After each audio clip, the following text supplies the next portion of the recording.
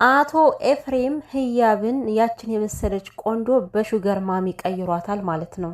በጣም ያሳዝናል። ገንዘብ ለካ የሰው ልጅ ይቀይራልና በገንዘብ እንዴት ህያብን የመሰለች ሴት ትቀይራል? ሰላም ቤተሰብ እንዴት ናችሁ? ሰላማችሁ ይብዛ።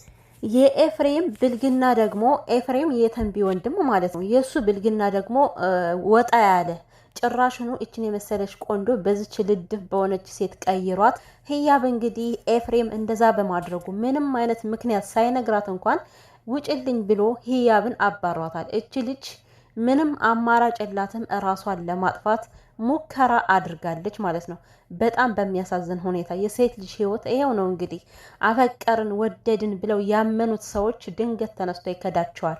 አይ ሴቶች ያለብን ፈተና እኮ የምሬን ነው፣ ስንወድም መከራ። እንግዲህ ጓደኞቿ ደርሰው አፋፍሰው ሐኪም ቤት ይዘዋት ሄደዋል ህያብን። ህያብዬ የኔ ቆንጆ እግዚአብሔር አምላክ ይጠብቅሽ ባለሽበት። እውነት እንግዲህ አረፋ እየዳፈቀች ነበረ፣ ምክንያቱም ክኒኑን እንዳለ ወስደዋለች። ይሄ ሁሉ የሚሆነው በአጋሰስ ኤፍሬም ምክንያት ነው። የሰው ልጅ እኮ አብሮ መኖር ግዴታ አይደለም። የማትፈላለጉ ከሆነ መለየት ግዴታ ነው፣ ምንም ችግር የለውም። ነገር ግን እንዴት የምታፈቅራትን አፈቅርሻለሁ እያልክ 30 ጊዜ የምትነግራትን ሴት እንዴት ያለምንም ምክንያት ከህይወቴ መውጣት አለብሽ ብለህ ትነግራታለህ? እች ልጅ አንድ ነገር ብትሆን ማንም ካንተ ላይ አይወርድም። በነገራችን ላይ በሉ እንግዲህ ከሴት ጎንነን የምትሉ ሰዎች ማለት ነው፣ እስኪ አሁን ከሴት ጎን ሆኑ እስኪ። እች ልጅ አሁን ያለ አግባብ እየተበደለች ነው ያለችው። ህያብ ማለት ያለ አግባብ ግፍ እየደረሰባት፣ ኤፍሬም እየተጫወተባት፣ አንዴ ፍቅረኛ ይንሽላታል፣ አንዴ ደግሞ ሲፈልግ ውጭልኝ ከህይወቴ ብሎ ያባራታል ማለት ነው። መጨረሻ የሆነው ግን የሷ ውሳኔ ሞት ነው። ለምን እንደዚህ ይሆናል? ኤፍሬም ማንም ማስገድዶት አይደለም፣ ምንም ነገር ሆኖ አይደለም፣ በፍላጎቱ ነው። በቃ ሀብታም መሆን ስለፈለገ ብቻ ነው ህያብን እንደዚህ እያሰቃያት ያለውና የእውነት ከቁንጅና የፈገግታዋ እኮ እንዴት እንደሚያምርች ሴት።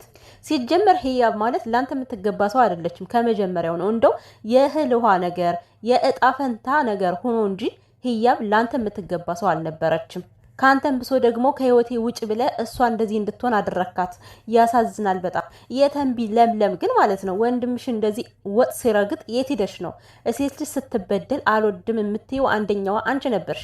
ይሄው እንግዲህ የገዛ ወንድምሽ ሴትን እያስለቀሰ ከማስለቀስ አልፎ እስከ ሞት ደረጃ ደርሳለች። እች ልጅ በራሷ ላይ አደጋ ማድረስ ማለት በጣም ከባድ ነው። ምን ያክል ተስፋ እንደቆረጠች ያሳያል። እንዴ የቡታጅራ ወንዶች ግን ምንድነው እናንተ የሴትን ልብ ካልሰበራችሁ አይሳካላችሁም ነው? ይሄ ነው በቃ የእናንተ ተግባር።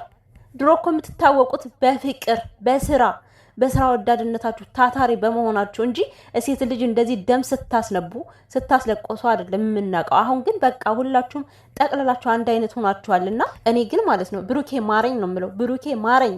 ብሩኬ የሆነ ነገር ለማስተካከል ደፋ ቀና ይላል። እዚህ ጋር ደግሞ እንደዚህ ስፍስፍ ብላ የምትወደውን ሴት አባሮ ከቤት እንደዚህ ማለት በራሷ ላይ አደጋ እንድታደርስ አደረጋት ማለት ነው። እንዴ የሰው ልጅ እኮ ምክንያቱም በማያውቀው ነገር መጨናነቅ ማለት ራሱ ለራሱ በሽታ ነው የሚያመጣው፣ የጭንቀት በሽታ ነው የሚለቀውና እች ልጅ ምን አድርጌ ነው ምክንያቱ ምንድን ነው ምክንያቱን ይንገረኝ እያለች ይኸው በየቀኑ እየተጎዳች ነው። ስለዚህ ምክንያቱን መናገር ካለበት ይናገር። የምሬ ነው። እንዳትለቁት፣ በተለይ ሴቶች ኤፍሬምን እንዳትለቁት። ያለምንም ምክንያት ልጅቷ ሜዳ ላይ ጥሎን እሱ እንደዚህ የሚንዘላዘልበት ምንም ምክንያት የለውም። ተገደህ እንደሆነ ምናምን ለማሳየት አትመስል፣ አንተ አታስመስል። ከዚህ ሲጀምር ምንም ተገደህ አይደለም እንደዛ እየተላላስክ አሁን ተገድጄ ነው ልትል ነው። ማን ያስገደደሽ? እሷ ማነች? ምን ስለሆነች ነው አንተን የምታስገድደው? የትኛው ባለሀብት ብትሆን ነው? መጎዳት ማለት ይሄ ነው። እች ልጅ አሁን ከልቧ እንዴት ሰውን ማመን እንዳለባት ራሱ በጣም ከባድ ነው የሚሆነው። አረ ደናቱን መጀመሪያ ደናቱን አሁን ደናቱን የምናውቀው ነገር የለም። ምክንያቱም ሐኪም ቤት ገብታለች። እነዚህ ልጆች ደርሰው በሩን ሰብሮ ባያወጣት ኑሮ ይሄኔ ህይወቷ በስማ የእውነት ህያብዬ የኔ ቆንጆ የኔ እናት እንደዚህ መሆን አይጠበቅብሽም። ወንድ ቢሄድ ወንድ ይመጣ። ነገር ግን ምክንያቱን ስላላወቀች ብቻ ነው እንደዚህ መከራዋን እያየች ያለችው። በህያብ ላይ ይሄን ያክል ነገር መስራት አይጠበቅብህም ነበር አንተ። በህይወታችሁ ላይ ሴቶችዬ ይሄ ወስላታ የሆነ ወንድ ሽርክትክት የሚል ወንድ አያጋጥማችሁ። ምክንያቱም ህይወታችሁን ያበላሸዋል። አንተ ውለታ ቢስ፣ አንተ ታመህ እኮ ማለት ነው ኤፍሬም እንደዛ መከራዋን ስታይ ደምህን እንኳን ስትጠርግ የነበረች ሴት ነች። እንዴት በሷ ላይ ይሄን ያክል ግፍ ትሰራለህ እንዴ? ፕራንክ ነው ምናምን ብለህ እንዳትመጣ እንደዚህ ከጎዳሃት በኋላ የምሬን ነው ህያብ። ይሄ ልጅ ፕራንክ ነው ብሎ ቢመጣም እንኳን ማለት እንዳትቀበዩ። ምክንያቱም አስፈላጊ አይደለም። ከዚህ በኋላ ህይወትሽን ነው የሚያጠፋው። እንዴ ሁሌ ስተት እየሰራ ይቅርታ ታደርግለታለች። እንደው በማየው መሰረት ይቅርታ ታደርግለታለች። ግን ደግሞ ሁሌ ይቅርታ የሚያደርግ ሰው ሁሌም ይቅርታ እያደረገ ይኖራል ማለት አይደለም። ይቺ ልጅ አንድ ቀን ትቆርጣለች። ከዛ አንተ ደግሞ በተራ ደም እንባ ታነባለህ።